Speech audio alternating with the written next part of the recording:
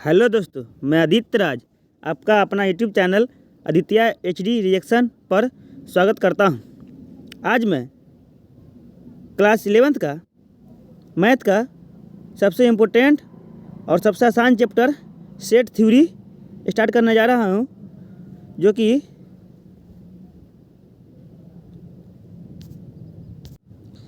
परीक्षा की दृष्टि से बहुत ही इम्पोर्टेंट है और बहुत ही आसान है। और ये अगर आप ये चैप्टर कर लेते हैं और ये वीडियो एक देख लेते हैं, मात्र एक वीडियो आप देख लीजिएगा, तो आपको एग्ज़ाम में एक भी प्रश्न नहीं छूटेगा। बहुत आसान चैप्टर है और इतना आसान से समझाएंगे इसमें कि आपको कोई दिक्कत नहीं होगा। एक ही वीडियो काफ़ी है इसके लिए, इस चैप्टर के लिए एक ही काफ़ी है। और जब भी इसका PDF भी आपको हमारे टेलीग्राम चैनल पे मिल जाएगा, वहाँ से आप लोग इसको बार बार रिवाइज कर लीजिएगा। बहुत आसान चैप्टर है, एक बार देख लीजिए वीडियो, पूरा समझ में आ जाएगा। और परीक्षा से पहले एक बार इसका PDF देख लीजिएगा, ख़त्म हो जाएगा चैप्टर। तो इसको शुरू करते हैं। देखिए, इसमें काफ़ी ज़्यादा थ्योरी है, समझे थ्योरी है इस चैप्टर में। देखिए, पहला टॉपिक है सेट, कि सेट को कहते किसे हैं और सेट का मतलब होता क्या है। देखिए, ये सेट है। सेट का डिफिनीसन, इसका एक डिफिनीसन होता है। अगर डिफिनीसन समझ जाइएगा तो बहुत आसान हो जाएगा इस पर क्वेश्चन बनाने में। इसलिए देखिए, सेट का डिफिनीसन होता है, a set is any collection of all distinct and distinguishable objects of our intuition या थॉट। यानी कि एक वेल डिफाइंड कलेक्शन होना चाहिए और उसका सारा एलिमेंट होना चाहिए जो अलग अलग होना चाहिए और जिसको हम डिस्टिंग्विश कर सकते हैं, यानी कि इसको हम अलग अलग कर सकते हैं या तो उसको हम सेट कहते हैं। यहाँ पे देखिए, यहाँ पे लिख भी दिए हुए हैं। यहाँ पे डिस्टिंक्ट का मतलब होता है कि नो ऑब्जेक्ट इज रिपीटेड, यानी कि कोई भी ऑब्जेक्ट रिपीट नहीं होना चाहिए। जैसे कि कहाँ यहाँ पे दे दिया 1 2 3 दे दिया, फिर से 2 यहाँ लिख दिया, तो ये नहीं होगा, क्योंकि यहाँ पे ऑब्जेक्ट का रिपीटेशन नहीं होना चाहिए। ध्यान रखिएगा। यहाँ पे डिस्टिंग्विशन का मतलब होता है कि for given object we can decide whether that object, जो ऑब्जेक्ट है, इज इन आवर कलेक्शन या नोट। जो हम कलेक्शन लिए हैं उसमें यह बिलोंग करता है कि नहीं करता है। इसका सिंपल डिफिनीशन है, जो कि NCERT की किताब में दिया हुआ है, कि A set, in other words, A set is a well defined collection of objects. यानी कि एक कोई वेल डिफाइंड कलेक्शन होगा, उसका ऑब्जेक्ट का कलेक्शन होगा, उसी को सेट बोला जाता है। कोई प्रॉपर रूल या फॉलो करना चाहिए। एग्जाम्पल नंबर 1 है, सेट यहाँ पे दिया हुआ है 1 2 5 3 1। सेट को जब भी लिखा जाता है तो ये जो मिडिल ब्रैकेट है, इसके अंदर डिनोट किया जाता है। तो इसको सेट को इस तरह से डिनोट किया जाता है, बीच में कॉमा लगाया जाता है हर एलिमेंट के बाद। इस तरह से सेट को व्यक्त किया जाता है, रिप्रेजेंट किया जाता है। तो यहाँ पे देखिए, here elements of a set, यहाँ पे ए आर डिस्टिंग्विशेबल तो है कि सब अलग अलग है, लेकिन यहाँ पे ये देखिए अलग नहीं है। यहाँ पे 2, यहाँ देखिए ऑब्जेक्ट रिपीट कर गया यहाँ पे देखिए 2, यहाँ पे 2 2 बार रिपीट कर गया, इसलिए इज नॉट ए सेट। यानी कोई भी ऑब्जेक्ट, कोई भी एलिमेंट रिपीट नहीं होना चाहिए, तो उसको हम सेट बोलते हैं। दूसरा एग्जाम्पल है कि एग्जाम्पल 2 नंबर 2 है कि लेट ए बराबर ए, कोई सेट है, उसके अंदर जो एलिमेंट है AEIOU है, वोवेल का 5 है, 5 वोवेल है। Here element of A are distinguishable as well as distinct. देखिए, सब अलग अलग है, AEIOU सब अलग अलग है, इसलिए hence B is a set. तो ध्यान रखिएगा। अब नेक्स्ट है नोट में यहाँ पे the set are usually, set जो भी सेट होता है उसको usually denoted by capital letters. Set को कैपिटल लेटर से डिनोट किया जाता है ऑफ इंग्लिश अल्फ़ाबेट का, यानी कि हिंदी का क ख ग से नहीं होना चाहिए। वाइल, जबकि the elements are denoted in, elements जो होगा उसके अंदर 1 2 3 4 generally in general small letter से, उसको ए बी सी डी ये सब से डिनोट किया जाता है, जिसके ये सेट मान लिए ए बराबर यहाँ पे ए बी सी, इसको स्मॉल लेटर से डिनोट किया जाता है। उसके एलिमेंट अगर लिया जाए तो कुछ स्टैंडर्ड नोटेशन है सेट का, यहाँ पे देखिए some standard notations for some special sets. देखिए एन, यहाँ पे ये सब ध्यान रखिएगा, ये बहुत काम देगा आपको, पूरा 11th 12th में पूरा काम देगा, ध्यान रखिएगा इसको। एन ये बोलिए या सेट ऑफ एन बोलिए या जेड प्लस बोलिए, यहाँ जेड प्लस या एन इसको डिनोट करता है। Set of all natural number, all natural number या all positive integer, all positive integer बोलिए या नेचुरल नंबर बोलिए, कोई दोनों तो सेम मतलब होता है, सेम मीनिंग है।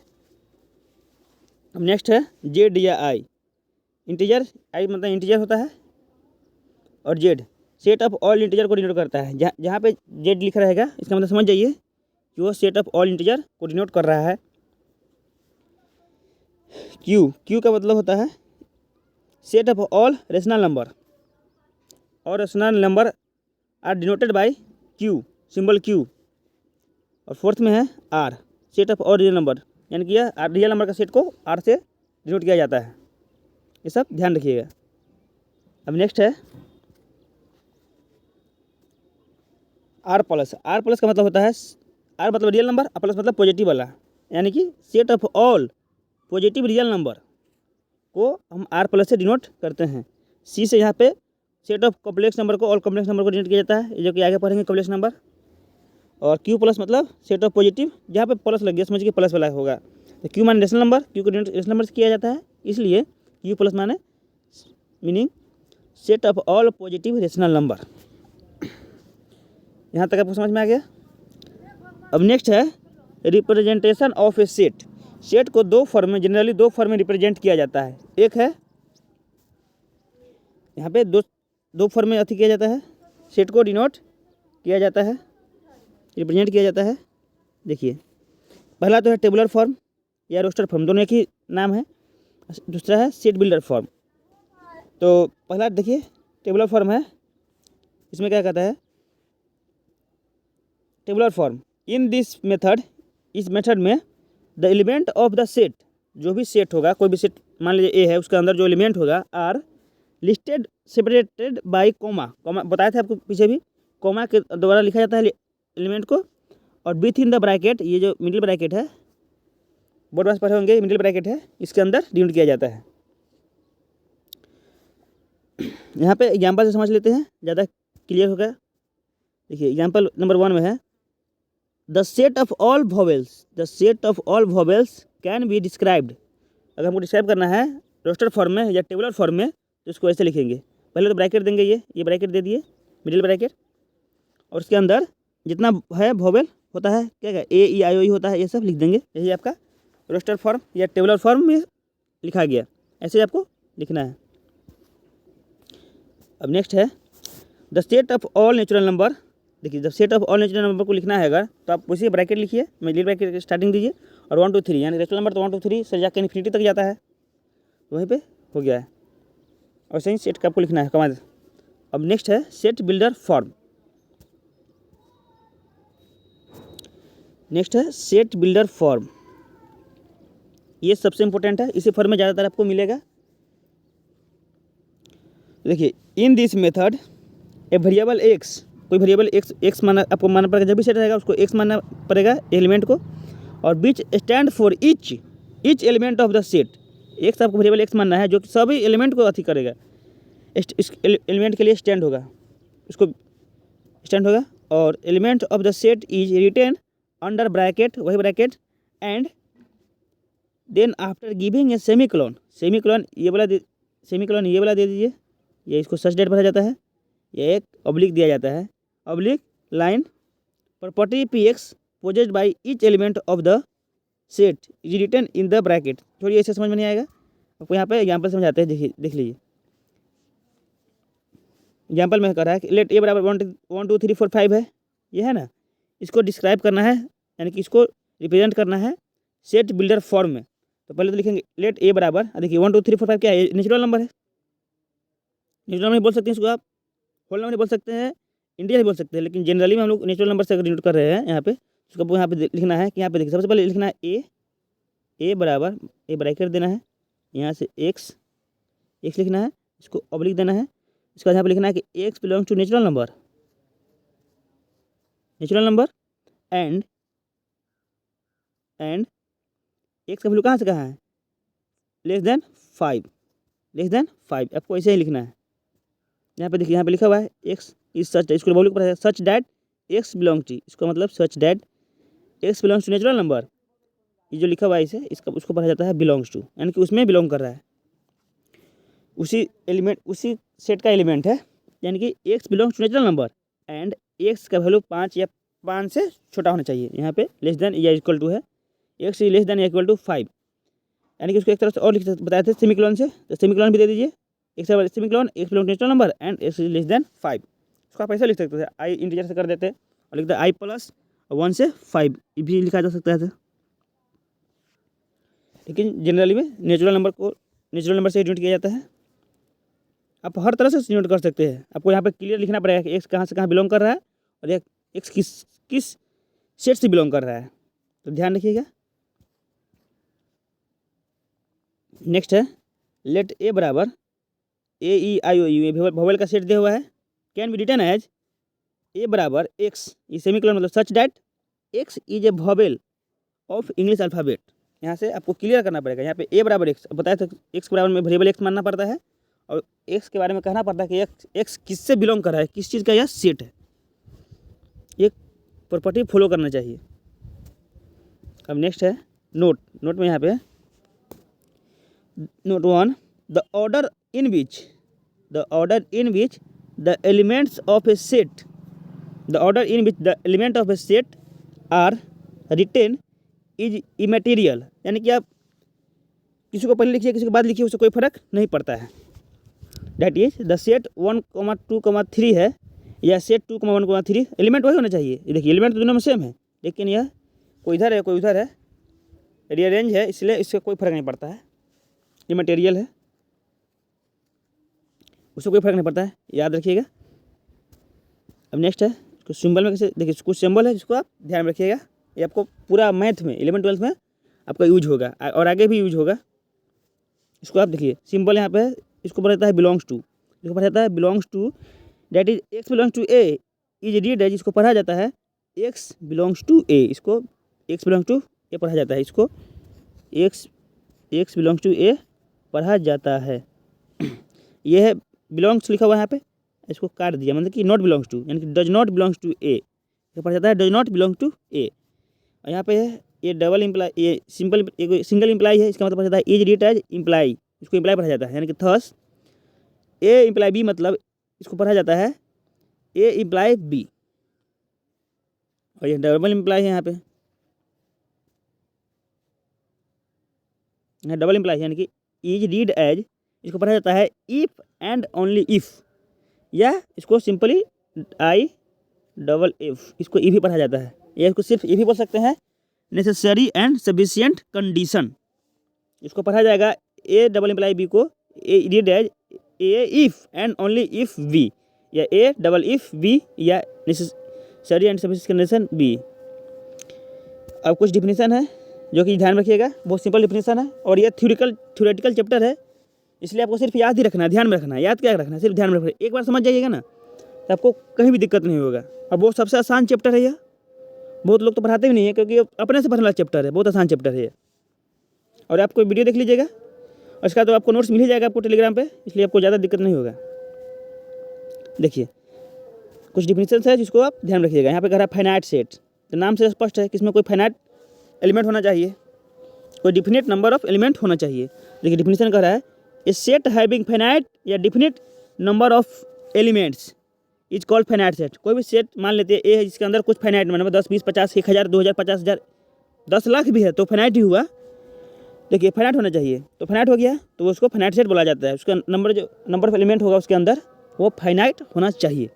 देखिए एग्जाम्पल में है यहाँ पे लेट ए बराबर ए बी सी, यानी कि यहाँ पे ए बी सी 3 का एलिमेंट है, सेट है, ए बी सी है और here A is finite set, as, क्योंकि यहाँ पे 3 ही एलिमेंट है, यहाँ पे 1 2 3 50 100 कुछ भी होना चाहिए, लेकिन फाइनाइट होना चाहिए। 10 लाख भी है तो यह फाइनाइट ही हुआ,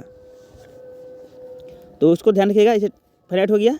देखिए यहाँ पे दूसरा नंबर एग्जाम्पल में है, लेट बी बराबर 1 2 3 से इन्फिनिटी तक है, यानी कि 10 आगे तक है, यानी कि यहाँ पे फाइनाइट नहीं हुआ। यहाँ पे कितना पता नहीं चल रहा है, 1 2 3 4 5 हज़ार 10,000 50,000 कितना है पता नहीं चल रहा है, इसलिए इसको फाइनाइट नहीं पढ़ेंगे, इसको नॉट फाइनाइट बोलेंगे, या आगे बताएंगे कि इसको इनफाइनाइट सेट कहा जाता है। तो अगला डिफिनेशन इसी का है, लिख लीजिए, infinite set. Infinite set, a set is said to be an infinite set if the number of elements of A is not finite। अगर कोई सेट को इनफाइनाइट कहा जाता है, इसका मतलब है कि उसके अंदर जो एलिमेंट होगा उसको हम गिन नहीं सकते हैं, उसको वो फाइनाइट डिफिनिट नहीं है, निश्चित नहीं है कि 10 ही है 20 ही है 50 ही है, उससे पता नहीं चला कितना है। देखिए जैसे एग्जाम्पल, पहला एग्जाम्पल है जेड बराबर -4 -3 -2 -1 0 1 2 3, ये देखिए कहाँ तक जा रहा है पता नहीं चल रहा है, इसका मतलब इनफाइनाइट है, इसको गिन ही नहीं सकते हैं, इन्फिनिटी तक जा रहा है। एग्जाम्पल 2 नंबर पर जो एग्जाम्पल 2 ऊपर एग्जाम्पल लिख लीजिएगा, एबव लिखे ऊपर, यानी कि ऊपर में बताए हैं कि जो भी डिफिनिट नहीं है यानी कि वो इनडिफिनिट सेट हो जाएगा। अब एक डिफिनेशन है कार्डिनल नंबर, कि कार्डिनल नंबर किसे कहा जाता है, ये भी इंपॉर्टेंट है। Cardinal number of a finite set, देखिए कार्डिनल नंबर का मतलब होता है कि उसके अंदर कितना एलिमेंट है, तो जो फाइनाइट सेट का ही निकलेगा ना, इनफाइनाइट का तो निकलेगा नहीं, फाइनाइट सेट का तो निकल जाएगा कार्डिनल नंबर, लेकिन इनफाइनाइट का नहीं निकलेगा। देखिए इसका डिफिनेशन होता है कि the number of elements in a finite set, यानी कि कोई फाइनाइट सेट है उसके अंदर जितना एलिमेंट होगा, कितना एलिमेंट है उसको जिसको हम गिन सकते हैं, is called cardinal number of a set A and denoted by n A. इसको ऐसे डिनोट किया जाता है, एन ऑफ ए, यानी कि कार्डिनल नंबर ऑफ ए, इसको ऐसे डिनोट किया जाता है। यानी कि जिसके अगर कोई सेट के अंदर 50 एलिमेंट है, जैसे कि ABCD करते करते और 1 2 3 4 जो भी 50 एलिमेंट है, तो उसको बोलेंगे कि इसके अंदर 50 एलिमेंट है, यानी कि एन और ब्रैकेट ए बराबर 50।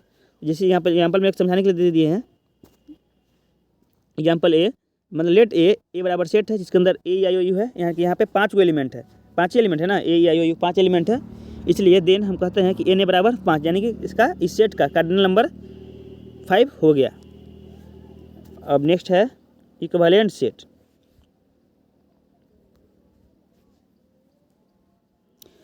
देखिए ये भी डिफिनेशन है, इक्विवेलेंट सेट, इसका डिफिनेशन बहुत ही सिंपल है कि जब भी कार्डिनल नंबर सेम हो जाता है जिस भी सेट का, उसको बोलते हैं कि सब इक्विवेलेंट है। तो यहाँ पे 2 के लिए बताया जा रहा है कि देखिए इसका डिफिनेशन है 2 फाइनाइट सेट्स, यानी कि 2 फाइनाइट सेट्स होना चाहिए, यानी कि जिसके अंदर नंबर ऑफ एलिमेंट वो डिफिनिट होना चाहिए, कोई फिक्स होना चाहिए, यानी कि कोई finite set 2 finite sets A and B are set to be equivalent set if they have same cardinal number, यानी कि दोनों के अंदर same number of cardinal number होना चाहिए, यानी कि जितना ए में अगर 50 एलिमेंट है तो सेट बी में भी 85 एलिमेंट होना चाहिए, डैट इज एन ए बराबर एन बी। आपको थोड़ा देर बताएं कि कैसे नोट किया जाता है कार्डिनल नंबर को, तो इसी प्रकार एन ए बराबर एन बी और डिनोटेड बाय इक्विवेलेंट सेट को इससे डिनोट किया जाता है, ये है ना, इसको जिससे इससे डिनोट किया जाता है, denoted by A equivalent B, इसको इक्विवेलेंट बी पढ़ा जाता है। अब नेक्स्ट इस पर एग्जाम्पल ले लेते हैं, देखिए यहाँ पे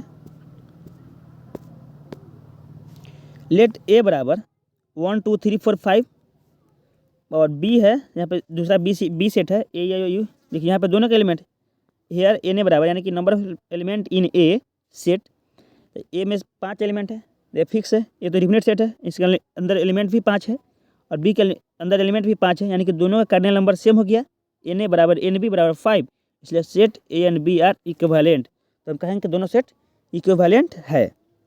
अब इसी से मिलता जुलता डिफिनेशन है इक्वल सेट, इसको भी देख लेते हैं। 2 सेट्स इक्वल सेट है यहाँ पे, 2 sets A and B are set to be equal, 2 set को इक्वल सेट तभी कहा जाता है इफ़ ईच, यानी कि यदि प्रत्येक element of A, if each element of A is an element of B and each element of B is an element of A, यानी कि ए में जितना एलिमेंट है, ए का जितना एलिमेंट है सब बी में होना चाहिए और बी का जितना एलिमेंट है वो ए में होना चाहिए, तभी उसको बराबर कहेंगे। ये तो नाम से स्पष्ट है कि exactly same number of element चाहिए, दोनों में सेम एलिमेंट होना चाहिए, जितना exactly same number of element होना चाहिए। इसमें अगर ए बी है तो इसमें भी ए बी ही होना चाहिए, अगर इसके अंदर 1 2 3 है तो उसके अंदर भी 1 2 3 ही होना चाहिए, चाहे कोई भी ऑर्डर हो, उसको कोई फर्क नहीं पड़ता है। यानी कि इक्वल 2 सेट को इक्वल तभी कहा जाता है when they have exactly same number of element, वही एलिमेंट इसमें भी होना चाहिए और वही एलिमेंट इसमें भी होना चाहिए, तभी हम इक्वल सेट बोला जाता है। यानी कि उसको डिनोट किया जाता है बराबर के साइन से, इक्वल के साइन से। If set A and B are equal then इसको लिखा जाता है ए बराबर बी। इसका एग्जाम्पल देख लेते हैं। देखिए यहाँ पे हेयर लेट ए बराबर कोई सेट है, ए बराबर सेट है, इसमें ए बी सी एलिमेंट है। यहाँ पे बी बराबर सेट है, इसमें एलिमेंट है बी और बी ए सी। देखिए यहाँ पे ए और बी दोनों में सेम नंबर ऑफ एलिमेंट है, इसमें भी ए बी सी है, इसमें भी बी ए सी है। यानी कि ऑर्डर मैटर नहीं करता है, यहाँ पे कोई भी पहले कोई बाद में हो सकता है। तो यहाँ पे देखिए दोनों में सेम नंबर ऑफ एलिमेंट है, एक भी अलग नहीं होना चाहिए, सब सेम होना चाहिए, तभी उसको इक्वल सेट बोला जाएगा। Here A and B have exactly same element, इसलिए ए बराबर बी, यानी कि दो सेट इक्वल हो गया। यहाँ पे दूसरा एग्जाम्पल है, लेट ए बराबर कोई सेट है 1 2 3 4 5 और बी में सेट है एक्स, बी बराबर एक्स सच डैट, इसको पढ़ा जाता है such that x belongs to natural number and x का वैल्यू 1 से लेकर 5 तक होना चाहिए। तो देखिए बात बराबर हो गया, एक्स को 1 से लेकर 5 से लिखिएगा, यानी कि 1 2 3 4 5 और यहाँ पे सेट ए में 1 2 3 4 5 दोनों तो बराबर हो ही गया, इसलिए यहाँ पे कहेंगे कि यार set A and B are equal set है, क्योंकि यहाँ पे भी वही एलिमेंट है और सेट बी में भी वही एलिमेंट है।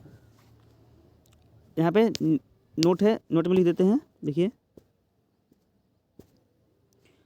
To sets A and B are equal if, दो सेट जो कि ए और बी है वो इक्वल तभी होगा if x belongs to A imply x belongs to B, यानी कि वही सेट एक्स में भी होना चाहिए, ए में भी होना चाहिए। कोई एलिमेंट अगर एक्स है ए का तो एलिमेंट बी में भी होना चाहिए, वही होना चाहिए। और एक्स बी में से अगर बिलोंग कर रहा है तो एक्स ए से भी बिलोंग करना चाहिए। तो डिफिनेशन ही बताए थे आपको कि each element of A is in B और each element of B is in A का बी में होना चाहिए और बी का ए में होना चाहिए, यानी कि एग्जैक्टली समझिए ना, एग्जैक्टली सेम एलिमेंट होना चाहिए, दोनों में एक भी अलग नहीं होना चाहिए, तभी उसको इक्वल सेट कहा जाता है। समझिए कि दोनों बराबर ही है। दूसरा नोट्स है, every equal set are equivalent sets but converse need not to be true. देखिए जो भी इक्वल सेट होगा यानी कि सेम नंबर ऑफ एलिमेंट होगा, जब सेम नंबर ऑफ एलिमेंट होगा दोनों में, अगर इसमें 50 एलिमेंट है, इसमें अगर ए बी सी है, या इसमें 1 2 3 है, इसमें 3 2 1 है, तो दोनों में सेम नंबर ऑफ एलिमेंट हो गया। इसमें भी 3 एलिमेंट, उसमें भी 3 एलिमेंट, तो जब भी इक्वल सेट होता है वो इक्वलेंट होता ही होता है, यानी कि इसके तरफ इस इम्प्लीकेशन आएगा, यानी कि ए बी इक्वल सेट है तो इक्वलेंट होगा। लेकिन अगर इक्वलेंट है तो इक्वल नहीं होगा, क्योंकि देखिए अगर ए में अगर 1 2 3 है और सेट बी में ए बी सी है, तो देखिए दोनों तो कार्डिनल नंबर सेम है, इक्वलेंट है, लेकिन इक्वल नहीं है, क्योंकि इसमें 1 2 3 है और इसमें ए बी सी है, इसलिए वो इक्वल नहीं होगा। ये आप ध्यान रखिएगा। इसमें ये है ना, इसमें बहुत ज़्यादा दिक्कत होता है स्टूडेंट को, ये वाला में ये बहुत, इसको ध्यान रखिएगा, ये बहुत परेशान करता है, इसको ध्यान रखिएगा। तो डिफरेंट टाइप्स ऑफ सेट, यहाँ पे नेक्स्ट टॉपिक है डिफरेंट टाइप ऑफ सेट। कुछ सेट्स है जिसका डिफिनेशन आपको याद रखिएगा, समझने वाला चाहिए। देखिए नल सेट, यानी कि नल सेट का मतलब हो जाता है इसमें एम्प्टी सेट होना चाहिए, खाली होना चाहिए, यानी कि एम्प्टी सेट या वॉइड सेट, यानी इसके अंदर एलिमेंट होना ही नहीं चाहिए, जीरो एलिमेंट, जीरो यानी कि कोई एलिमेंट नहीं होना चाहिए, जीरो भी नहीं होना चाहिए, कोई भी एलिमेंट यानी खाली होना चाहिए। The set having no element, यानी कि कोई सेट है उसके अंदर कोई भी एलिमेंट नहीं है, खाली है, इसको बोला जाता है नल सेट या वॉइड सेट या एम्प्टी सेट। और इसको डिनोट किया जाता है, it is denoted by phi, अधिकतर जगह फाई से डिनोट किया जाता है, या खाली सेट, यानी कि यहाँ पर सेट लिख किया, इसमें अंदर कोई एलिमेंट नहीं होना चाहिए, ये इंपॉर्टेंट है फाई वाला, इसको फाई पढ़ाया जाता है। यहाँ पे एग्जाम्पल में ले लिए हैं, एग्जाम्पल में लेट ए बराबर x such that x belong to natural number and x का वैल्यू 0 से 1 के बीच में होना चाहिए। यहाँ पे देखिए ये जो होता है ना, ये इसका मतलब होता है कि एक्स लेस देन 1 का मतलब है कि एक्स एक से छोटा है, लेकिन यहाँ पे एक का मान 1 नहीं होना चाहिए। अगर यहाँ पे ए लगता ना तब यहाँ पे एक्स का मान 1 लेते। यहाँ पे कह रहा है कि एक्स का मान 1 से छोटा होना चाहिए, यहाँ पे कह रहा है कि एक्स का मान 1 से छोटा होना चाहिए। तो हम जानते हैं कि नेचुरल नंबर 1 से छोटा नहीं होता है, 1 से ही स्टार्ट होता है, तो इसलिए ये खाली सेट हो गया, क्योंकि यहाँ पे एक्स तो है और एक्स नेचुरल नंबर से बिलोंग भी करना चाहिए, लेकिन x का वैल्यू 1 से छोटा कह रहा है, 1 से छोटा तो नेचुरल नंबर होता ही नहीं है, इसलिए यह एक नल सेट हो गया। तो आपको समझ में आ गया होगा कि नल सेट किसे कहते हैं। उसके अंदर एलिमेंट होना ही नहीं चाहिए, एक भी एलिमेंट नहीं होना चाहिए। और नेक्स्ट है singleton set. Singleton set, the set having only one element, जिस सेट में एक एलिमेंट, सिर्फ एक ही एलिमेंट होना चाहिए, only one element, is called singleton set. Let example A बराबर 2, यहाँ इसके अंदर देखिए ये सेट है, कोई ये सेट है, लेट ए बराबर एक सेट है, इसके अंदर सिर्फ एक ही एलिमेंट है, 2 है, सिर्फ एक होना चाहिए, उसको सिंगलटन सेट कहा जाता है। ये डिफिनेशन यहाँ से क्लियर हो गया। अब नेक्स्ट है पेयर सेट।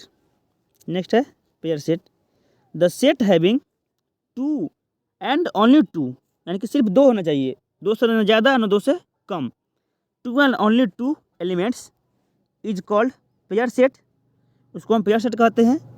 एग्जाम्पल में जैसे लेट मान लीजिए कि एक सेट है, इसके अंदर H और W है, यानी कि 2 सेट है, यहाँ पे 2 एलिमेंट है, सिर्फ H है और एक W है, यहाँ पे कह देंगे कि यहाँ पे 2 ही एलिमेंट है, सिर्फ 2 है, इसलिए इसको हम पेयर सेट कहेंगे। इसलिए पेयर सेट का डेफिनेशन होता है the set having only 2 element is called pair set. यहाँ से डेफिनेशन क्लियर हो गया होगा। और ये बहुत ही आसान चैप्टर है, इसमें आपको सिर्फ एक बार ध्यान से देख लीजिएगा वीडियो को, उसके बाद आपको इसका तो PDF मिल जाएगा, आपको लिंक आपको दे देंगे डिस्क्रिप्शन में, वहाँ से आप लोग डाउनलोड कर लीजिएगा और बस एक बार देख लीजिए, और एग्जाम से पहले एक बार PDF को देख लीजिएगा, उससे ज़्यादा इसको देखने की जरूरत नहीं है, बहुत आसान चैप्टर है ये। अब नेक्स्ट है set of sets. Set of sets यानी कि समुच्चों का समुच्च, यानी कि सेटों का सेट।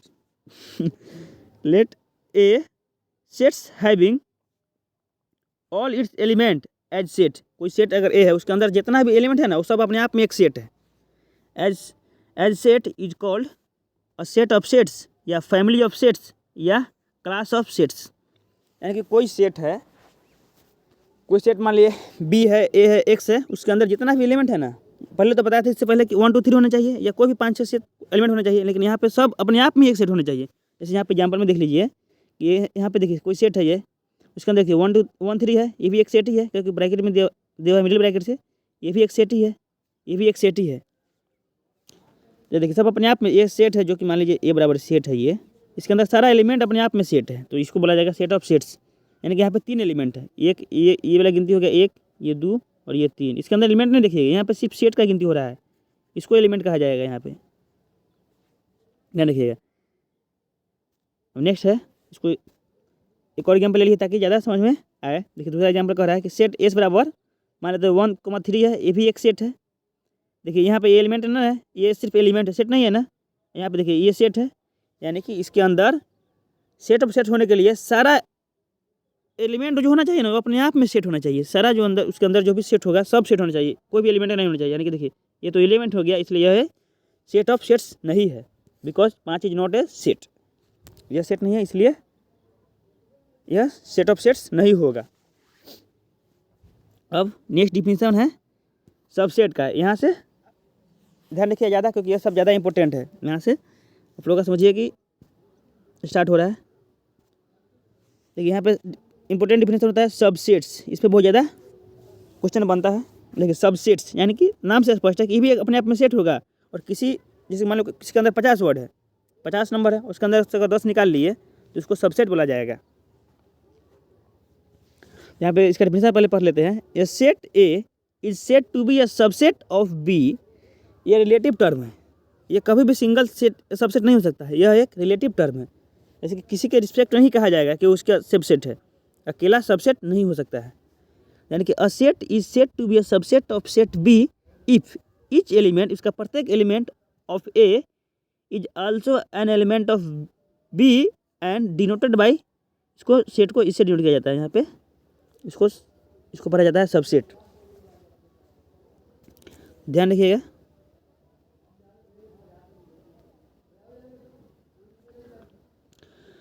यानी कि सेट ए को तभी कहा जाएगा बी का सबसेट जब बी में जितना है ना, ए मतलब यानी कि ए में जितना एलिमेंट है वो सब बी में होना चाहिए, तो उसको हम सबसेट कहेंगे। बी का, यानी कि each element of A is an element of B and denoted by, इसको इससे डिनोट किया जाता है। और यहाँ पे एग्जाम्पल समझिए, देखिए मान लीजिए एग्जाम्पल में है ए बराबर सेट है, सेट ए में 1 2 3 4 5 3 4 है, यानी कि 4 एलिमेंट है यहाँ पे। बी में देखिए 1 2 3 4 5 6 7 है, यानी कि इसी में से कुछ उठा के अपना ए में है, बी का कुछ उठा कर इस ए में रख लिया गया है। इसको हम बोलते हैं कि ए उसका ना सबसेट हो गया, यानी कि कोई बड़ा सा सेट है, उसके अंदर से कुछ एलिमेंट को लेकर अपना एक सेट बना लिया जाए, तो उसको बोलते हैं कि छोटा वाला को वह सबसेट है उसका। यानी कि ए के अंदर देखिए, ए के अंदर 1 2 3 4 5 4 तक है, बी के अंदर यहाँ पे 4 तक है, यानी कि ये यहाँ उठा कर यहाँ पर हो गया है, आ गया इसमें, यानी कि इसका सबसेट है। क्लियरली यहाँ पे इसको पढ़ें clearly, A is subset of B, इसको पढ़ा जाता है A is a subset of B. Thus A is a subset of B को double imply if and only if X belongs to A imply x belongs to B, इसको पढ़ा जाता है। ये सब पढ़ने का तरीका है, जो कि आपको जब प्रूफ कीजिएगा इस पर फार्मूला, यानी कि जो थ्योरम बोलिए उस पर इसको सब ध्यान रखिएगा, ये सब उसका यूज पड़ेगा। नेक्स्ट है लेट, नेक्स्ट एग्जाम्पल है लेट ए बराबर ए बी सी, यानी कि ए बी सी एक सेट हो गया और बी बराबर B S C, then A is subset of B also B is subset of A. यहाँ पे इसलिए बोल दिया कि ए बी का सबसेट है या बी ए का सबसेट है, क्योंकि देखिए यहाँ पर दोनों तो सेम ही एलिमेंट हो गया ना, सेम ही सेट हो गया ना, ए में भी ए बी सी है, बी में भी ए बी सी, यानी कि इक्वल सेट हो गया।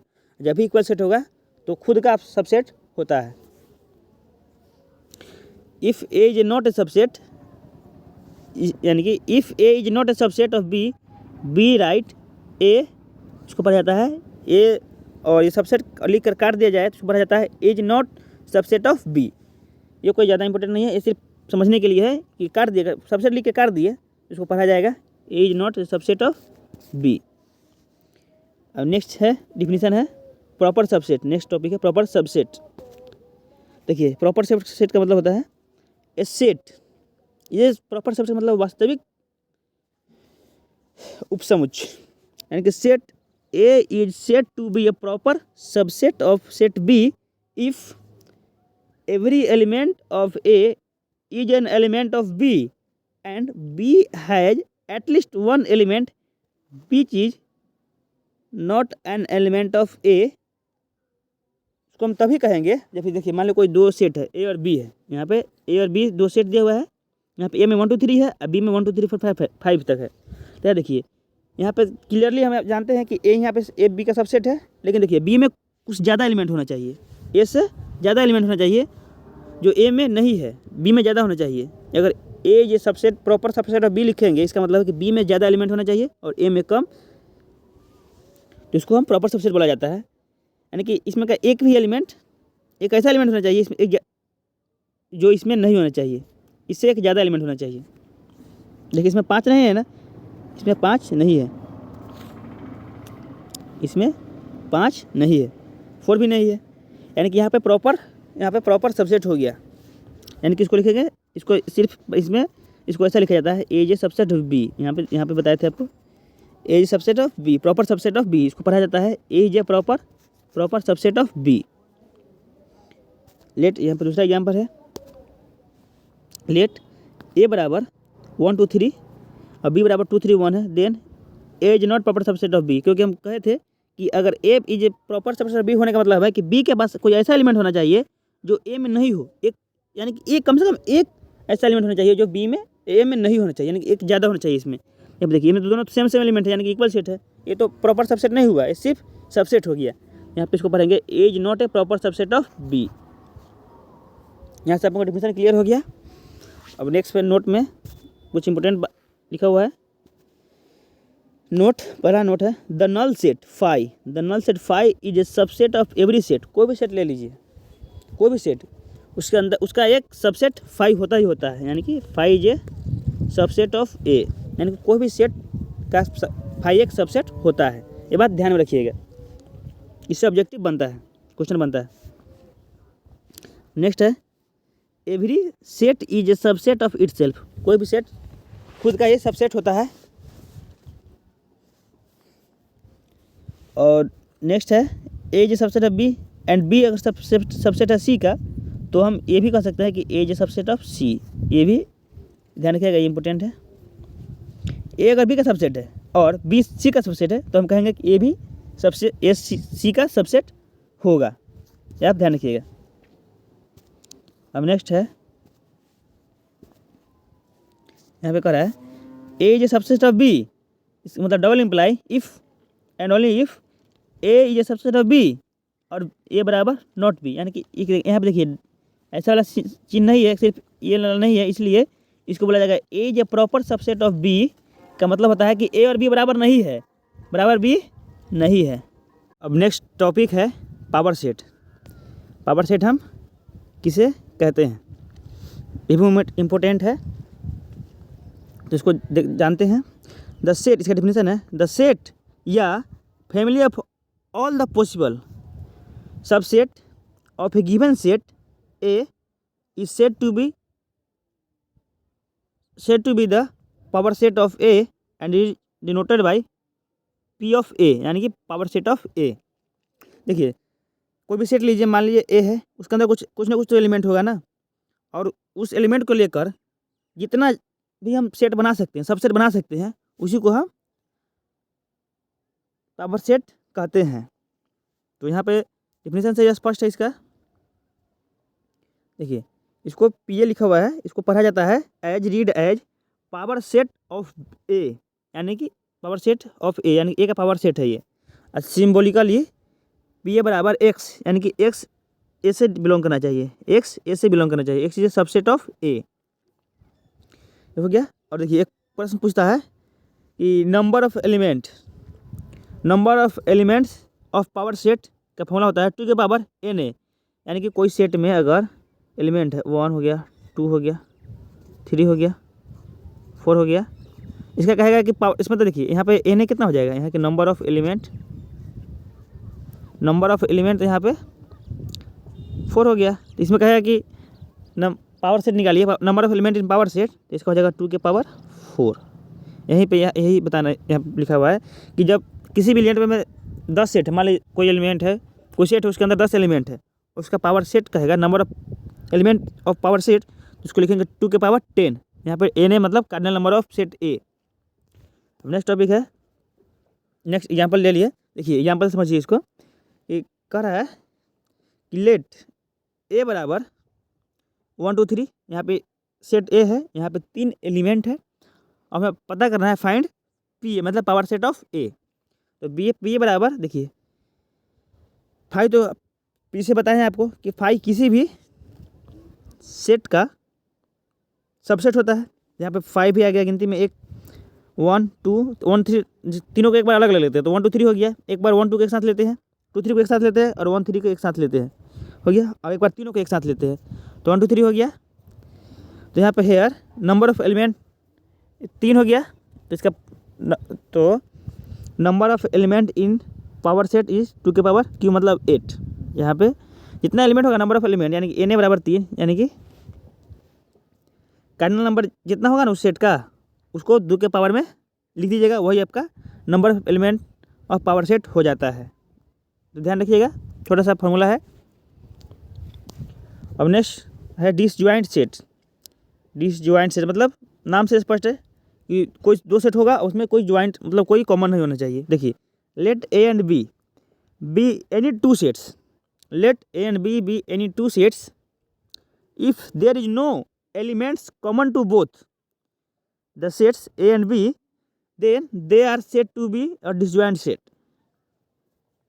देखिए 2 एलिमेंट है, मान लेते हैं कोई 2 एलिमेंट ए और बी है, और उसके अंदर कोई भी एलिमेंट दोनों में से कोई एक भी कॉमन नहीं होना चाहिए, एक भी एलिमेंट कॉमन नहीं होना चाहिए। अगर इसमें 4 5 6 है तो इसमें 2 3 होना चाहिए, दोनों में कोई कॉमन नहीं होना चाहिए, तो उसको हम बोलते हैं कि ये डिसजॉइंट सेट है। देखिए यहाँ पर लेट, यहाँ पर एग्जाम्पल में दिया हुआ है कि लेट ए बराबर 2 3 5 6 और बी बराबर 1 4 7 8 है। देखिए ये दोनों में कोई कॉमन ना है, यहाँ पे 2 3 5 7 है, यहाँ पे 1 4 7 8 है, यहाँ पे दोनों में कोई कॉमन नहीं है, कोई कॉमन नहीं है, इसलिए हम कहेंगे कि यह डिसजॉइंट सेट है। यहाँ पे वेन डायग्राम से देखिए, यहाँ पे मान लीजिए ये सेट है, 2 सेट है, ये ए है, ये बी है। देखिए इसके अंदर कोई भी कॉमन नहीं है, यहाँ पे देखिए दिया हुआ है, देखिए यहाँ पे कोई कॉमन नहीं है, दोनों अलग अलग सेट है, इसमें कोई कॉमन नहीं है। कॉमन होने का मतलब है कि अगर ऐसे रहता तो समझिए कि कॉमन है, एरिया कॉमन हो गया ना, यहाँ पे कोई कॉमन नहीं है, अलग अलग है दोनों, इसलिए कहेंगे कि ये दोनों सेट डिसजॉइंट सेट है। डिसजॉइंट सेट का मतलब समझते हैं कि दोनों का यूनियन इंटरसेक्शन लीजिएगा ना, आगे बताएंगे ए इंटरसेक्शन बी बराबर 5 होना चाहिए, यानी कि दोनों में इंटरसेक्शन मतलब कॉमन होता है, और कॉमन का मतलब यहाँ पे कॉमन नहीं होना चाहिए, यानी कि 5 यानी कि कोई भी नहीं होना चाहिए। अब नेक्स्ट डिफिनेशन है यूनिवर्सल सेट। यूनिवर्सल सेट किसे कहते हैं, क्या होता है, देखिए if U be the any set, any fix set, universal set मतलब होता है पूरा set, U be the any, यहाँ पे ई कैपिटल है, U be the any fix sets and A be the any subset of the fix set U, then fix set is called universal set denoted by you या S, या इसको ओम पढ़ा जाता है, ओम। यानी कि देखिए यहाँ पर जो भी ले लेते हैं, अगर ये सेट हो गया, बी ए भी सेट हो गया, ए भी सेट हो गया, ए बी और सी, तीनों को मिला के जो ये एरिया है ना, सारा एरिया ये यूनिवर्सल सेट हो गया। यानी कि फिक्स सेट का जो कोई सबसेट होगा ना, उसी को कहा जाता है यूनिवर्सल सेट। एग्जाम्पल में देख लीजिए, लेट यू बराबर 1 2 3 4 5 है, यहाँ पे 1 ए बराबर कोई सेट ए बराबर 1 4 इसी का सबसेट लिए हैं, और बी भी इसी का सबसेट लिए 3 5 है। तो क्लियरली यहाँ पे देखिए ए यू का सबसेट है, बी भी यू का सबसेट है, तो हम कहेंगे कि you be the universal set, यानी कि यू इसका यूनिवर्सल सेट हो गया। तो बहुत ही सिंपल डिफिनेशन था, हम लोग समझ लिए। अब नेक्स्ट टॉपिक है, यह इंपॉर्टेंट है, जो कि प्रूफ करने वक्त, जब इसका क्वेश्चन बनाएंगे प्रूफ करेंगे उस वक्त इसका जरूरत पड़ेगा। तो पढ़ते हैं अलजेब्रा ऑफ सेट्स, यानी कि सेट्स का अलजेब्रा, यानी कि कॉम्पिटेटिव जो लॉ होता है ना, यूनियन इंटरसेक्शन जोड़ घटाव, ये सब ये हुआ अलजेब्रा। देखिए यूनियन ऑफ टू सेट्स, पहले यूनियन मतलब होता है जोड़, यूनियन टू सेट्स, यानी कि the union of two sets A and B is the set of all those elements which are either in A या इन बी या in both denoted by U. Union का मतलब होता है कि अगर कोई दो सेट है ए और बी है, तो ए यूनियन बी का मतलब होता है, ए यूनियन बी का मतलब होता है कि सारा एलिमेंट को एक साथ मिला दीजिएगा ना, तो उसी को ए यूनियन बी बोला जाता है। और सेट है चूँकि, इसलिए मिलाने के बाद कोई भी एलिमेंट दोनों में कॉमन नहीं होना चाहिए, रिपीट नहीं होना चाहिए। जैसे अगर इसके अंदर मान लेते हैं ई सेट है, इसके अंदर 1 2 3 है ना, अब एक और एलिमेंट है जिसके अंदर 1 है, 5 है, 7 है, तो जब इस दोनों को यूनियन लेंगे, यूनियन लेने से अगर नया सेट जो बना, इसमें क्या लिखेंगे 1 2 3 5 और 7 लिखेंगे, क्योंकि यहाँ पे देखिए 1 2 बार, इसलिए 2 को रिपीट नहीं किया गया है। तो इसी को बोला जाता है कि यूनियन ऑफ सेट्स, इसको पढ़ा जाता है यहाँ पे यू, जो पढ़ा कैपिटल यू है, इसको पढ़ा जाता है यूनियन, इसका मतलब होता है या, यानी कि लिखा हुआ है कि x belongs to A union B, इसका मतलब this imply x belongs to A, बताए थे यूनियन मतलब और यहाँ पे और लिख दिए, और एक्स बिलोंग्स टू बी। इसको ध्यान रखिएगा, ये बहुत इंपॉर्टेंट है, जब क्वेश्चन बनाएंगे तो इसका बहुत जरूरत पड़ेगा, इसको ध्यान रखिएगा, ये important. X belongs to A union B का मतलब होता है एक्स बिलोंग्स टू ए या एक्स बिलोंग्स टू बी। अब नेक्स्ट है वेन डायग्राम देखा जाए, अगर देखिए फ्रॉम वेन डायग्राम, तो ये देखिए ये वेन डायग्राम है, और यहाँ पे देखिए ए सेट ये है, ये ए सेट है, ये बी सेट है, और ये रीजन दिखा रहे, देखिए ए में ए के अंदर कौन सा रीजन है, 1 भी रीजन है, ये रीजन भी 1 2 रीजन है, इसमें बी में 2 3 है, रीजन बता रही है, सब नंबर नहीं है, सिर्फ रीजन बता रहा है कि ए किस किस के अंदर में आ रहा है। यहाँ पे लिख भी दिए हैं कि 1 2 3 डिनोट्स रीजन, या क्षेत्र दिखा रहा है, कोई नंबर नहीं दिखा रहा है यहाँ पे। तो यार देखिए यूनियन का मतलब होता है कि सब मिला के जो आपको एरिया जो दिखाई दे रहा है यहाँ पे, ये जो एरिया है, ये टोटल एरिया, इसी को बोला जाता है ए यूनियन बी, सारा एलिमेंट होना चाहिए, ये इसी को बोला जाता है ए यूनियन बी। देखिए यहाँ पे एक के अंदर कौन सा रीजन है, 1 2 रीजन है, बी के अंदर कौन सा रीजन है, वो 2 3 रीजन है। जब उसका यूनियन लिए, यानी कि यूनियन लिए, बोले ना कि एलिमेंट रिपीट नहीं होना चाहिए। देखिए 1 2 है और 2 3 आ जाए, वहाँ पे 1 2 3 आ गया, यानी कि दो को नहीं लिखे हैं, क्योंकि सेम रीजन को बार बार नहीं लिखा जाता है, एक ही बार लिखना है सेट में। शुरू में बताया था आपको, यूनियन बी का मतलब समझ गए। इस पर एक एग्जांपल देखिए, ए में ए का सेट है 1 2 3, इसका एलिमेंट है, और बी एक सेट है जिसका एलिमेंट 2 1 5 6 है। और जब दोनों का यूनियन लेते हैं, यूनियन बी करते हैं, तो देखिए 1 2 3 4 5 1 2 3 5 6 आ गया, यानी कि यहाँ पे कोई भी एलिमेंट रिपीट नहीं किया, और सारा एलिमेंट सब एलिमेंट होना चाहिए, इसका भी एलिमेंट दोनों आ गया इसमें, ध्यान रखिएगा इस बात को। नेक्स्ट है intersection of sets. The intersection of two sets A and B is a set of all those elements which are common in A and B, denoted by उल्टा यू, इसको पढ़ा जाता है, इसको एंड पढ़ा जाता है। देखिए इंटरसेक्शन का मतलब होता है कि जो दोनों में कोई सेट है, ये मान लीजिए ये कोई सेट हो गया, ये भी कोई सेट हो गया, इधर में जो कॉमन होगा ना, इधर में जो कॉमन होगा उसी को बोला जाता है इंटरसेक्शन। अलग दोनों में जो कॉमन होगा ना उसी को बोला जाएगा इंटरसेक्शन ऑफ टू सेट्स।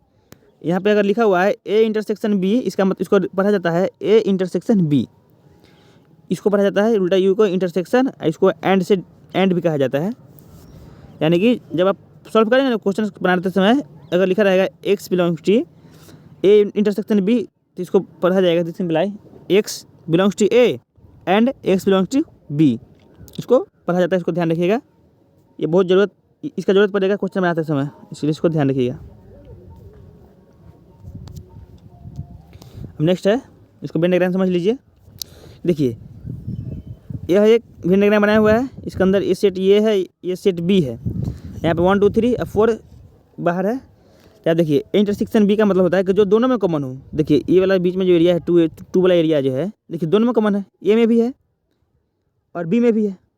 देखिए ए में कौन कौन सा एरिया आ रहा है, 1 2 आ रहा है, बी में कौन सा एरिया आ रहा है, 2 3 एरिया आ रहा है, 2 और 3 वाला एरिया आ रहा है। देखिए दोनों में कौन सा एरिया कॉमन हो गया, ये जो लाल से बता रहे हैं वही एरिया कॉमन है, ये तो 2 है, यानी कि ए इंटरसेक्शन बी, यानी कि 2 और ये वाला 2 जो है ना एरिया है, ये वाला क्षेत्र है ना, दोनों में कॉमन है, तो इसको इंटरसेक्शन बी बराबर 2। समझ गए होंगे कि इंटरसेक्शन क्या होता है और यूनियन क्या होता है। यूनियन का मतलब होता है कि सारा एलिमेंट होना चाहिए, सबको जोड़ दीजिए, खाली एलिमेंट को रिपीट नहीं कीजिएगा। और यूनियन का इंटरसेक्शन का मतलब है कि सिर्फ वही जो दोनों में हो, सिर्फ दोनों में, उसी को कहा जाता है इंटरसेक्शन। अब एग्जाम्पल में देख लीजिए, लेट ए बराबर ए बी सी आई है, एलिमेंट है, लेट ए है इसका एलिमेंट ए बी सी आई है, और बी सेट है उसका element A E I O you है। देखिए दोनों में ए इंटरसेक्शन बी का मतलब होता है कि कॉमन, यानी कि दोनों में जो कॉमन हो। यहाँ पे देखिए इसमें भी आई है, इसमें भी आई है, इसमें भी ए है, इसमें भी ए है, यानी कि इंटरसेक्शन बी बराबर ए कॉमा आई, यानी कि दो ही आया, दो ही एलिमेंट आया। तो ध्यान रखिएगा, जो दोनों में कौन होगा उसको इंटरसेक्शन बोला जाता है, और जो सब में होगा, सब मिला के लिखेंगे उसको इंटरसेक्शन यूनियन बोला जाता है। अब देखिए, अब नेक्स्ट टॉपिक है डिफरेंस ऑफ टू सेट्स, दो सेट्स का अंतर निकाला। देखिए let A and B be any two sets, A और बी दो सेट्स होना चाहिए, दो सेट्स है। The difference of set A and B is also a set, दो सेट का अंतर भी एक सेट होता है। Set of all those elements, वो सारा एलिमेंट होना चाहिए of A which are not in B, denoted by A minus B. इसको पहले ध्यान से इस डिफरेंस को क्लियर करते हैं। जैसे कि ए माइनस बी का मतलब होता है कि एक एलिमेंट तो होगा, वो वाला एलिमेंट होगा जिसमें जहाँ बी नहीं होना चाहिए, यानी कि element of A but not in B, उसी को डिफरेंस ऑफ टू सेट्स कहा जाता है। और इसको आगे समझते हैं, पहले इसको पढ़ लेते हैं। देखिए ए माइनस बी है ना, इसको पढ़ा जाता है ए माइनस बी या ए डिफरेंस इन बी, इसको पढ़ा जाता है। इसको एग्जाम्पल समझते हैं। देखिए ये नोट है, ध्यान रखिएगा, क्वेश्चन बनाते वक्त इसको जरूरत पड़ेगा इसका। तो माइनस का मतलब होता है डिफरेंस, इसको बट पढ़ा जाता है, क्या बट, ध्यान रखिएगा। यानी कि यहाँ पे लिखा हुआ है कि x belongs to A minus B imply x belongs to A but x not belongs to B, यानी कि ए का एलिमेंट लेना है वो वाला जो बी में नहीं है। इसका मतलब होता है ए माइनस बी का मतलब होता है कि ए का वह एलिमेंट जो बी में नहीं है, और बी माइनस ए का मतलब हो जाएगा इसमें माइनस लगेगा, यानी कि बी के ए के पहले माइनस लगा, यानी कि उसका एलिमेंट नहीं लेना है, उसका एलिमेंट छोड़ देना है। तो यहाँ पे देखिए लेट कोई सेट है ए बराबर 1 2 3 5 6 है और 2 4 6 8 है। तो यहाँ पे ए माइनस बी का निकालना है पहले। ए माइनस बी का मतलब क्या होगा, ए का वो एलिमेंट लिखना है जिसमें बी नहीं होना चाहिए। तो देखिए ए में तो 1 2 3 5 6 है, ए में तो 1 2 3 5 6 है ना, हमको ए माइनस बी करना है, यानी कि बी के पहले माइनस लगा है, यानी कि बी का एलिमेंट जो होगा ना इसमें ए में होगा उसको हटा देना है। तो बी में देखिए 2 और 6 है, यहाँ पे 2 और 6 है ना, ये दोनों को हटा दीजिए, तो 1 3 5 आ गया, यानी कि ए माइनस बी हो गया। और बी माइनस का मतलब कि ए का एलिमेंट हटा दो बी में से, तो बी में 2 4 6 8 है ना, इसमें से एक एलिमेंट हटा दीजिए। इसमें एक एलिमेंट कौन कौन है, 6 है और 2 है। यहाँ पे 6 और 2 है, यानी कि ये दोनों दो है, इसको हटा दीजिए, यानी कि 4, 8 बी माइनस ए हो जाएगा। तो ध्यान रखिएगा, बी माइनस ए का मतलब एलिमेंट ऑफ बी को लेना है जिस, और एक वाला उसमें हटा देना है। और ए माइनस बी का मतलब होता है कि ए का एलिमेंट वह लेना है जो बी में नहीं है। तो ध्यान रखिएगा, बहुत ही सिंपल सा है। अब नेक्स्ट है सेमेटिक डिफरेंस। ये कोई इतना इंपॉर्टेंट टॉपिक नहीं है, फिर भी ध्यान रखिएगा। देखिए, let A and B be any two sets, यानी कि दो सेट्स है ए और B, then the union of A minus B, यानी कि ए माइनस बी। अब थोड़ा देर पहले ऊपर बताए हैं कि ए माइनस बी का मतलब होता है कि एक एलिमेंट लेना है जो बी में नहीं है, और बी माइनस ए का मतलब कि बी का वह एलिमेंट जो ए में नहीं है, जिसके पीछे माइनस रहेगा ना, जैसे कि माइनस ए है, इसका मतलब इसका एलिमेंट हटा देना है, इसको हटा देना है, उसमें से घटा देना है, निकाल कर अलग रख देना, निकाल ही देना है समझिए। तो बी माइनस दोनों और ए माइनस बी का और बी माइनस ए का यूनियन जब लीजिएगा ना, सेमेटिक, उसको डिफरेंस, सेमेटिक डिफरेंस कहा जाता है। इसको डिनोटेड बाय, इसको पढ़ा जाता है डेल्टा, इसको पढ़ा जाता है ए माइनस ए, ये ट्रायंगल टाइप का है बी, इसको पढ़ा जाता है read as A symmetric difference B. तो ये तो डिफरेंस से क्लियर है कि ए सेमेटिक डिफरेंस बी का मतलब होता है A minus B union A union B minus A. अब नेक्स्ट है कॉम्प्लीमेंट ऑफ ए सेट, ये इंपॉर्टेंट टॉपिक है। Complement of a set, let U be the universal set, let U be the universal set and A be the any subset of U, then complement of set A is a set if all element in U but except in A, denoted by A dash या AC।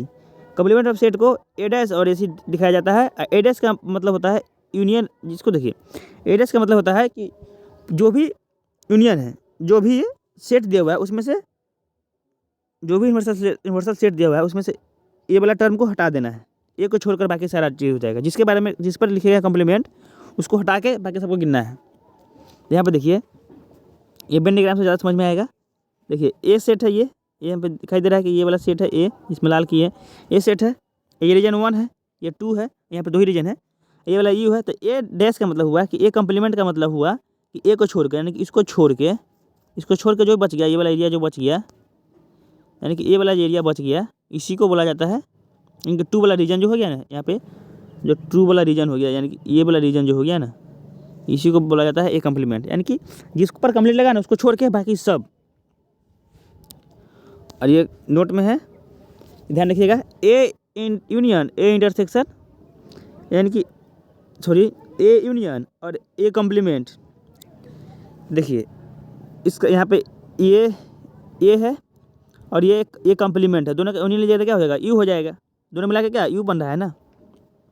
तो यहाँ पे लिखा हुआ है कि A union intersection you और A intersection A complement लीजिएगा तो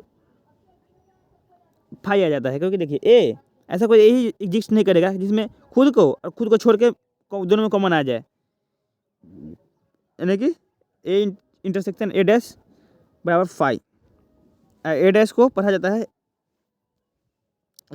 जाता है कॉम्प्लीमेंट, और इसको एंड से डिनोट किया जाता है, एंड पढ़ा जाता है। ध्यान रखिएगा, इसको आगे क्वेश्चन बनाने बाद इसको देखेंगे।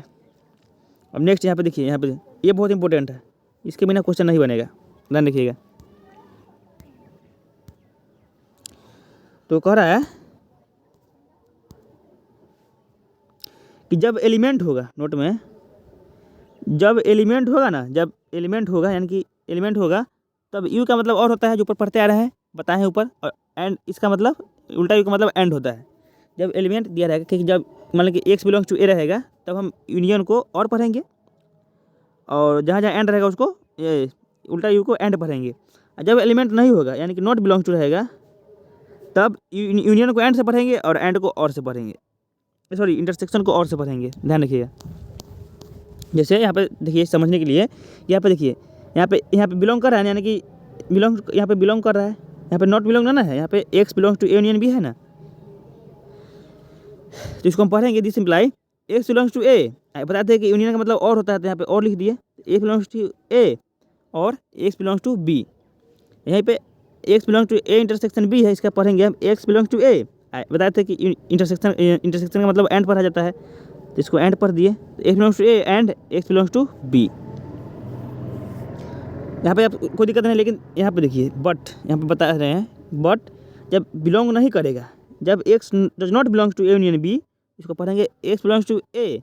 बताते हैं कि यूनियन का मतलब और होता है, लेकिन यहाँ पे एंड पढ़ेंगे। जब भी एलिमेंट नहीं होगा तब बदल जाता है, चेंज हो जाता है, और को एंड पढ़ा जाता है, यानी कि यहाँ पे एंड पढ़ेंगे और x does not belong to B हो गया।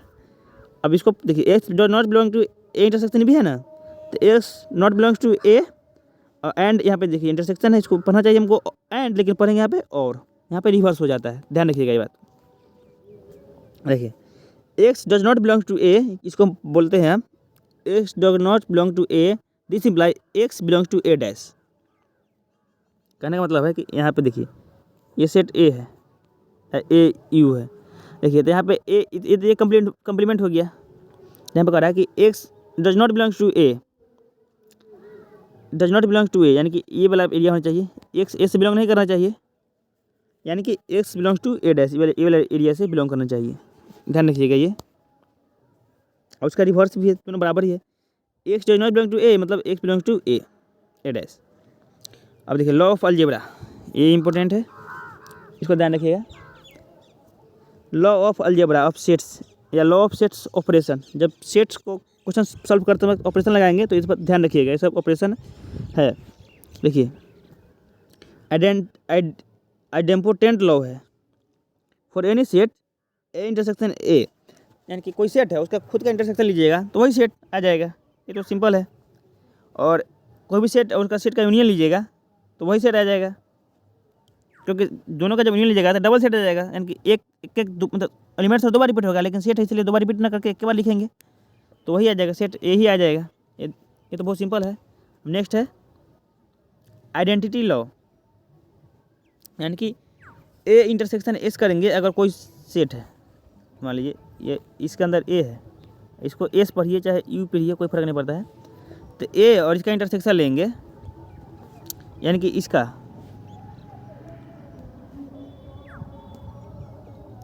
यहाँ पे ए है, ये तो ये हो गया, इसका इंटरसेक्शन अगर यूनियन के साथ इसके साथ लेंगे, यूनिवर्सल सेट के साथ लेंगे तो इंटरसेक्शन मतलब क्या है, जो दोनों में कॉमन होता है, दोनों में कॉमन क्या है, ए है, यहाँ पे ए इंटरसेक्शन ए बराबर एस, और ए यूनियन फाई करेंगे, यानी कि फाई मतलब कोई सेट नहीं है यूनियन में, तो यूनियन में यानी कि ए यूनियन फाई मतलब ए में फाई अगर ऐड करते हैं दोनों को मिलाते हैं तो यही आएगा।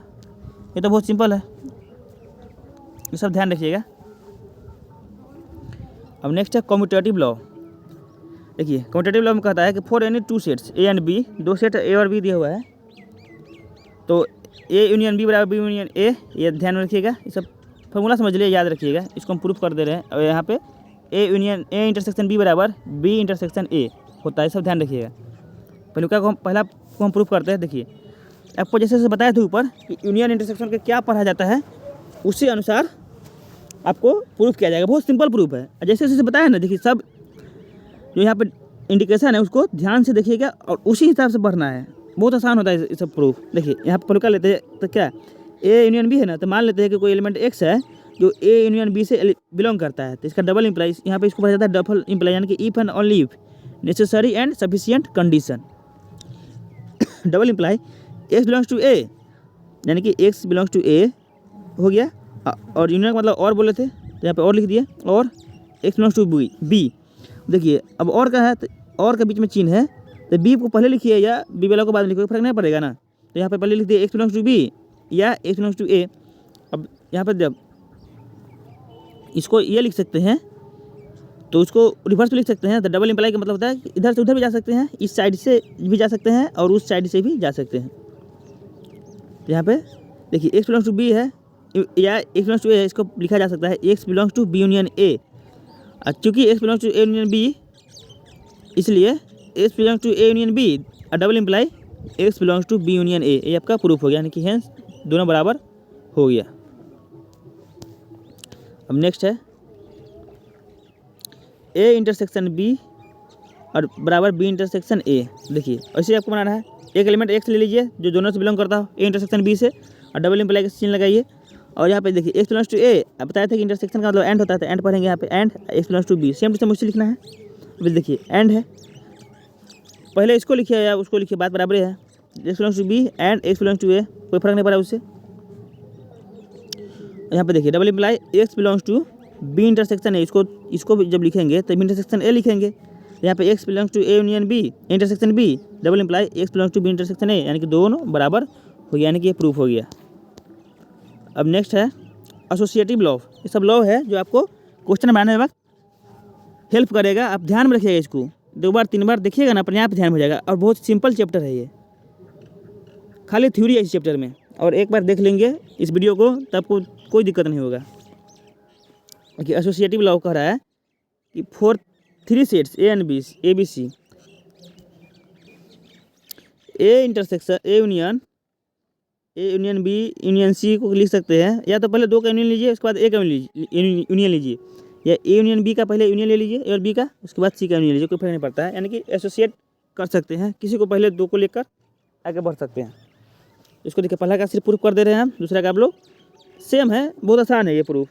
देखिए x belongs to A union B union C है ना, तो देखिए आपको इसी लिखना है। एक्स मान लेते हैं, एक्स ले लिया, कोई एलिमेंट ले लिया, तो आप देखिए आपको पता है डबल इम्प्लाई लिखना है।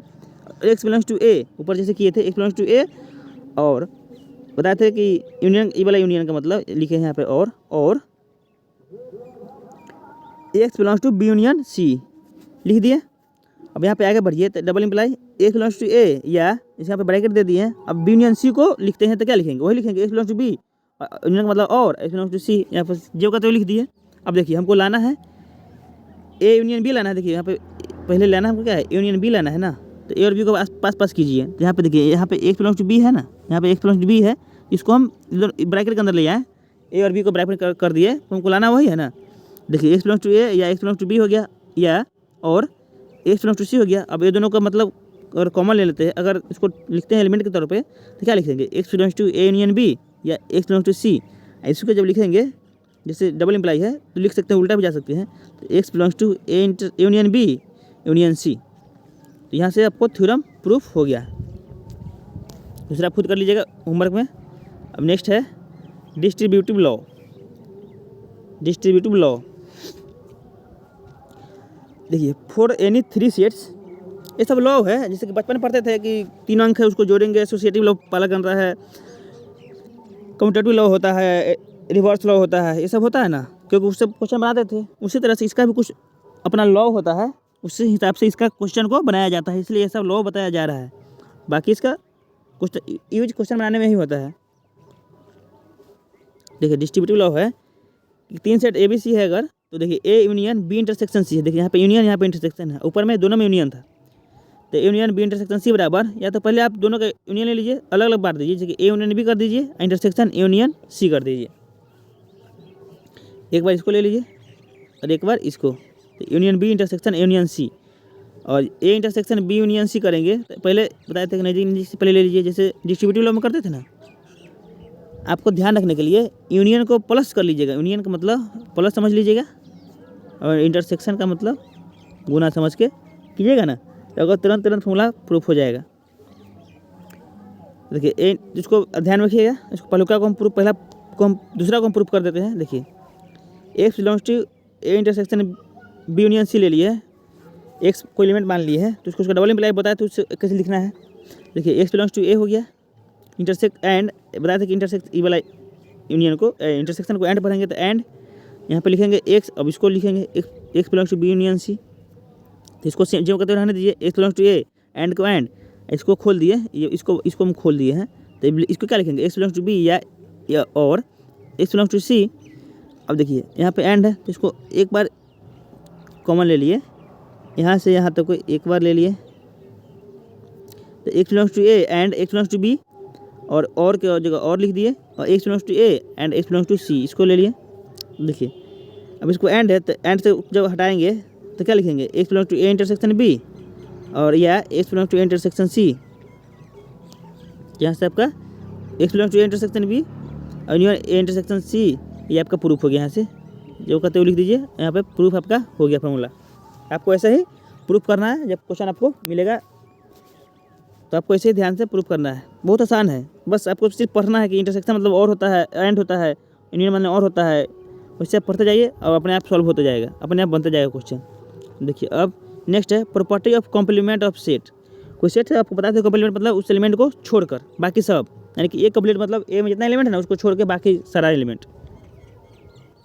तो let A be the any set, A be a set and A dash be its complement and S be the universal set, यानी कि एस बोलिए या यू बोलिए, U be the universal set, then A intersection A dash. अब आपको पता है कि यहाँ पे ई ए है, ई सेट ए है, ई यू है, यानी कि ए डैश का मतलब क्या हो जाएगा, ये वाला ए डैश हो जाएगा, यानी कि ये वाला छोड़कर, ए डैश मतलब ए को छोड़कर, तो ए डैश ये वाला हो जाएगा।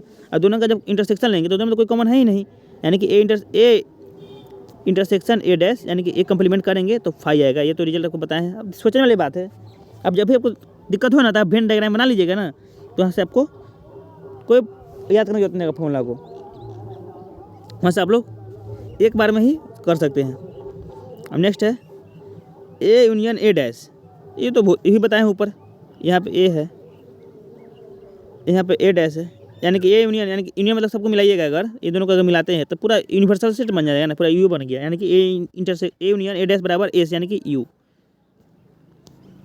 और यहाँ पे फाई डैश बराबर एस होता है, फाई डैश बराबर एस होता है, यानी कि फाई मतलब कोई एलिमेंट नहीं है, उसको जब कम्प्लीमेंट लेंगे तो यानी कि सारा एलिमेंट। ये भी बहुत सिंपल है। हम नेक्स्ट और देखिए फाई डैश बराबर एस है, फाई डैश बराबर एस है, जब इसके ऊपर डैश लगाएंगे तो दोनों तरफ डैश लगाएंगे, फाई डैश के डैश लगाएंगे तो ये फाइव हो जाएगा, और एस पर डैश लगाएंगे तो एस डैश, यानी कि यही इसी का है, ये दोनों बराबर ही है, ए डैश बराबर फाइव। अब नेक्स्ट है डी मॉर्गन्स लॉ, ये बहुत इंपॉर्टेंट लॉ है, प्रोबेबिलिटी में भी आपको बहुत काम देगा ये। देखिए for any two sets A and B, A union B का डैश लेते हैं ना अगर, तो यूनियन का साइन इंटरसेक्शन में चेंज हो जाता है। देखिए यहाँ पे चेंज हो गया है ना, चेंज हो गया, और दोनों पे डैश लग जाएगा, यानी कि A complement intersection B complement, ध्यान रखिएगा। यहाँ पे इंटरसेक्शन में जब कम्प्लीमेंट लगाइएगा तो ये भी रिवर्स हो जाएगा, A intersection A complement union B complement हो जाएगा, ध्यान रखिएगा। इसको एक प्रूफ कर देते हैं।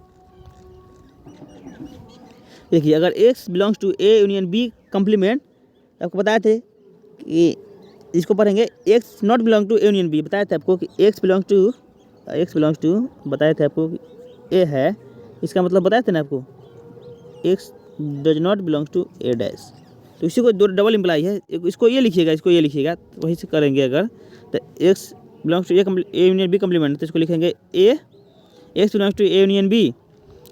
अब बताए थे कि यूनियन जब नॉट बिलोंग्स टू रहता है तो उसको एंड पढ़ा जाता है, x belongs to A, x does not belong to A and, union की जगह एंड पढ़ दिए, और x does not belong to B, यानी कि x does not belong to A मतलब x belongs to A dash, and x belongs to does not belong to B का मतलब x belongs to B dash. आप definition से बस आगे बढ़ रहे हैं और कुछ नहीं कर रहे हैं। तो इसके बाद देखिए x belongs to A dash intersection B dash, यानी बी डैश मतलब कॉम्प्लीमेंट ऑफ बी, तो यानी कि x belongs to A union B dash बराबर x belongs to A dash complement intersection B dash. तो यहाँ से first A union B complement बराबर A complement intersection B complement, यहाँ से आपका थ्योरम ये आपका प्रूफ हो गया। ये प्रूफ पूछता भी आपके एग्जाम में, इसलिए आप ध्यान रखिएगा। देखिए यहाँ पे for any two sets A and B, A minus B बराबर ए इंटरसेक्शन बी कम्प्लीमेंट, ध्यान रखिएगा कि ए का एलिमेंट ए माइनस बी का मतलब बताया था क्या आपको कि ए का एलिमेंट वो लेना है जिसमें बी नहीं होना चाहिए, यानी कि ए इंटरसेक्शन बी, यानी कि देखिए अगर डायग्राम से बनाते हैं वेन डायग्राम से, तो यहाँ पे ए है, अगर सॉरी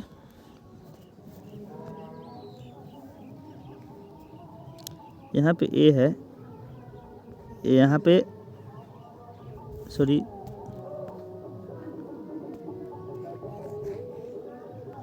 ये हो गया, ये बी हो गया, ये है, ये बी है।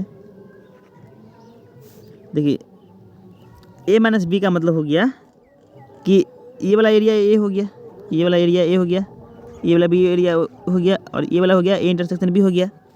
तो ए माइनस बी का मतलब हो गया कि A intersection B dash, B dash का मतलब ये वाला बी डैश का मतलब हो गया पीरियड्स को छोड़कर, यानी कि ये ध्यान ध्यान रखिएगा वाला, इसको आप ध्यान रखिएगा। ए माइनस बी का मतलब होता है बराबर ए इंटरसेक्शन बी डैश। अब कुछ थ्योरम है कि नंबर ऑफ एलिमेंट निकालने के लिए, तो देखिए इस पर हम आपको सिर्फ फॉर्मूला लिखा दे रहे हैं, क्वेश्चन बनाते वक्त इसको क्लियर करेंगे, क्योंकि इस पर सिर्फ क्वेश्चन ही बनता है और कुछ नहीं। और इसको आप वेन डायग्राम बनाइएगा, बहुत सारा फॉर्मूला दिया होगा आपको किताबें, लेकिन वो सब याद नहीं करना है, आपको सिर्फ वेन डायग्राम याद रखना है, उससे आपको बिना फॉर्मूला का ही बन जाएगा क्वेश्चन, सारा क्वेश्चन। यहाँ पर कुछ फॉर्मूला लिख दिए हैं, देखिए सम इंपॉर्टेंट थ्योरम है और number of elements of set.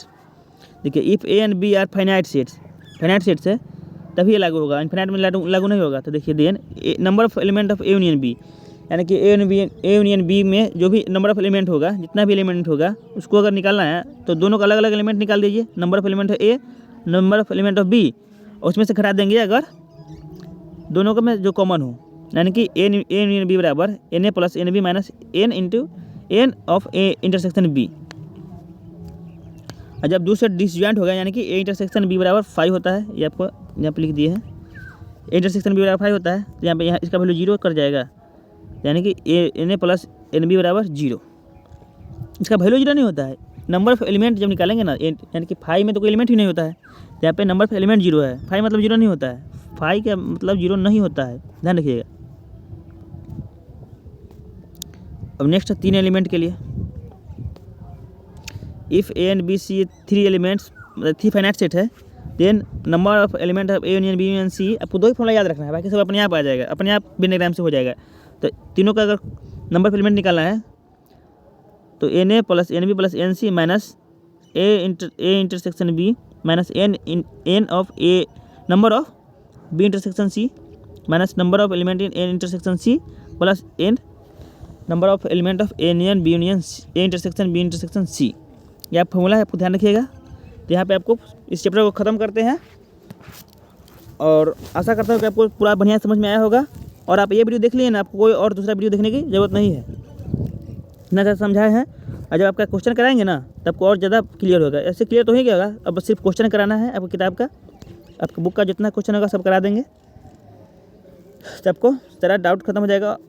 और यह बहुत आसान चैप्टर है, सिर्फ थ्योरी है, जब भी मन करे आप 1-2 बार देख लीजिएगा, और इसका PDF आपको टेलीग्राम पर मिल ही जाएगा, उससे आप लोग देख कर रिवाइज करते रहिएगा।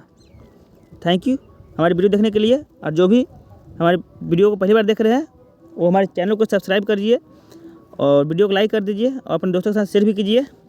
Thank you.